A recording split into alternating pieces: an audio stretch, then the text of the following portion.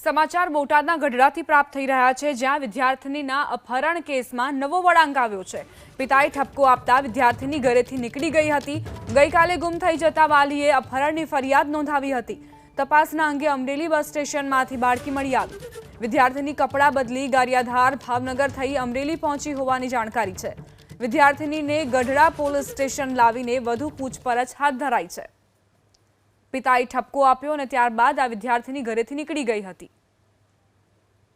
બાળકી સવારે 10 સવા 10 વાગ્યા આસપાસ સ્કૂલે જવા માટે નીકળેલ હતી અને ત્યાંથી પોતે ગઢડાથી બસમાં બેસી અને ગારિયાધાર ગયેલ અને ત્યાંથી પાલીતાણા અને બાદમાં ભાવનગર પહોંચેલ।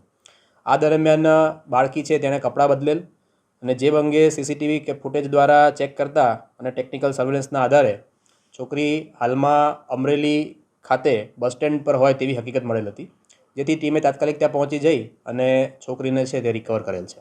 આ સગીર વયની બાળાની પૂછપરછ છે તે ચાલુ છે અને પ્રાથમિક કારણમાં તેના ફાધરે તેને ભણવા બાબતે ઠપકો આપેલ હોય તેવી હકીકત છે તે પોલીસ સામે આવી છે। છોકરી દ્વારા જે એટીએમમાંથી પૈસા ઉપાડવામાં આવેલ હતા તે અંગે તથા મોબાઈલ ક્યાંથી લીધેલ છે તે અંગે પણ તપાસ છે તે પોલીસ કરી રહી છે।